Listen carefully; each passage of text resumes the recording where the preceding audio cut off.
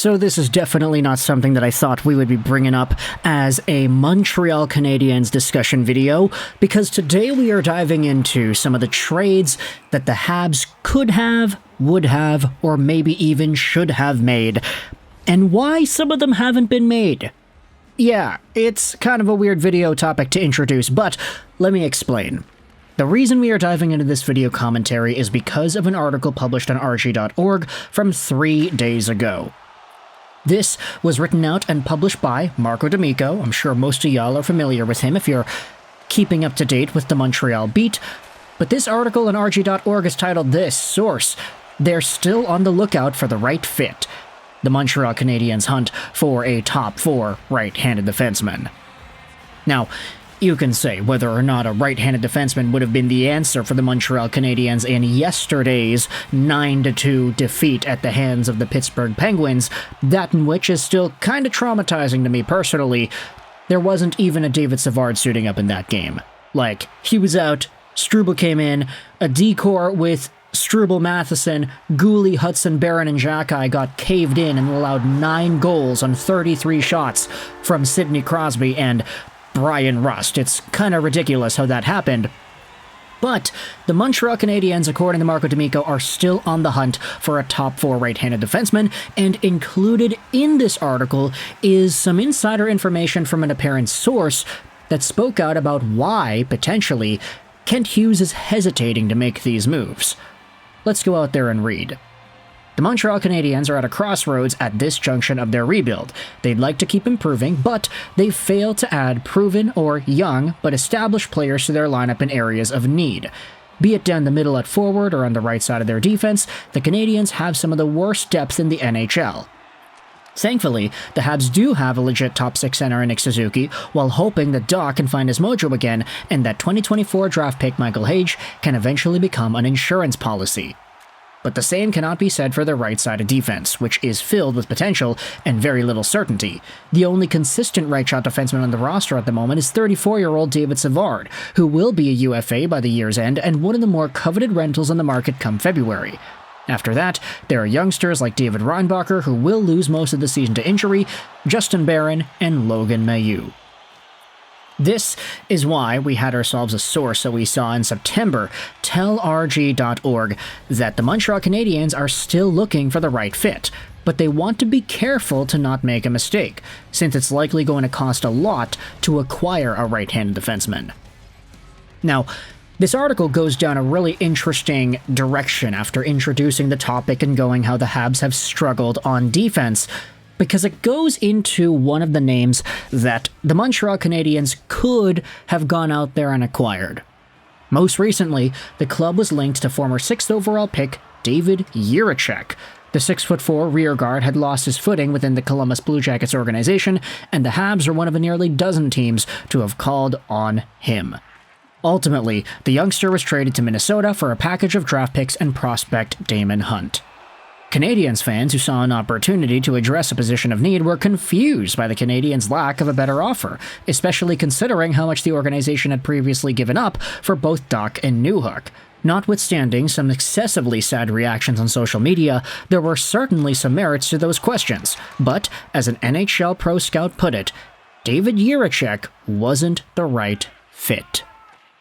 Now, before we go over to the actual quote from the NHL Pro Scout that was sourced out here in this article, I wanted to dive into Jiricek first and foremost because I understand the philosophy here.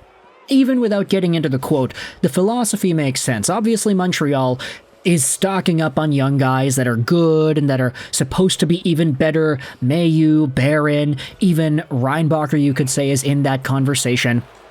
Most of the value that lies in these Montreal Canadiens assets are in the youth. Cole Caulfield, Slafkovsky, Suzuki. These guys are good, these guys are young, these guys are probably going to get better. But then you have yourselves the guys that are young and who are supposed to get better, but who aren't necessarily too fantastic right now. The Kirby Dachs, the Alex Newhooks, the Arbor Xhekajs, the Justin Barrons, the Jaden Strubels, you could even say. The aforementioned Logan Mailloux and David Reinbachers. Reinbacher isn't even going to play for most of the year. And so when it comes to David Jiricek, while you are getting a lot a lot, maybe even the most potential out of any defender in the Canadiens organization should he actually come to Montreal, you are trading for potential. And that, I think, is the main thesis that the NHL Pro Scout goes out there and brings up, and it could be the main reason as to why Kent Hughes was reticent to make a trade involving David Jiricek, considering the low price that he went for to get traded to Minnesota. The scouting reports that we've put out on Jiricek question his foot speed, hockey sense, and defensive positioning, said a Pro Scout. It's very easy for a couch GM to sit there and watch highlight reels and think he's the answer, but there's a lot of risk around players like that. And if you're Montreal, watching Dach or Newhook play right now, are you going to blow all your assets on such a risk? I wouldn't. And this is the main idea. Montreal has already made these trades capitalizing on the youth. They traded away Alexander Romanov, who at the time was a Stanley Cup finalist. He did play some games with the Canadiens in that playoff run. He, quite frankly, wasn't the best, but he was okay and he was in there. He got his name into the conversation. He had that experience. And yeah, before you call my bluff, look it up. He played Games 4 and Games 5 against the Tampa Bay Lightning in that Stanley Cup Finals run. He had a goal. Like, what? Crazy, right? It doesn't even feel real. Alexander Romanov's first NHL playoff goal came in the Stanley Cup Finals in his debut in the series. But that guy is a continuous minutes muncher to this day. He is a 20-plus minute defenseman for the New York Islanders, and while he doesn't produce any points, he has a very defined role, and he brings a lot of value. Meanwhile, the guy that they traded Romanov for, the first-round pick, which was inevitably flipped to become Kirby Dach, is still trying to find his way. And I think a lot of people would say that there is much more to Kirby Dach's game right now than we are seeing. For Alexander Romanov, I'm not going to say that he's got any super high ceiling or potential afterwards, but for what he is right now, there is already good value there. There's a high floor. And Montreal traded that away. Meanwhile, you go over to Justin Barron, guess what? The Habs traded away Artyom Lehkonen. That's a fantastic player, and now he is one of the best players on the Colorado Avalanche as a continuous point-producing machine. Guess what? He had a 50-point season with Colorado in the first full year he had spent there in only 60-something games. Not to say that trading Artyom Lehkonen away was a bad thing when you consider the age, when you consider the timeline here. Obviously, a guy like Lehkonen is a bit older than the projected window of opportunity for the Montreal Canadiens and what they're trying to build. But if you swap the players around, let's say instead of having Dach and Barron on the Habs today, you have Lehkonen and you have Romanov. That's significant defensive depth, and that's really good forward scoring from Lehkonen, who has absolutely grown into one of the more underrated players in the league. The point that we're making here is that with these trades, trying to capitalize on the youth, trying to go for potential, we are really seeing the Montreal Canadiens going through growing pains in ways that they may not have exhibited had they just stuck around with keeping Alexander Romanov and keeping a guy like Artyom Lehkonen. That's not even to say that Lehkonen is too old. I mean, he's 2013 drafted. He's just 4 years older than Suzuki. Alexander Romanov was 2018 drafted, so he's even younger than Suzuki. It's just Montreal decided to place their bets, put all their chips into the youth of the future, take advantage of guys who are struggling with the teams that initially drafted them with high prosperity, and saying, hey, we'll give you a home. Justin Barron will give you a home. Newhook will give you a home. We'll try to capitalize on what it is you bring as a prospect, and we'll try to cultivate that out of you here in Montreal. Whereas the other guys that they traded away were good NHL players who eventually just became even better.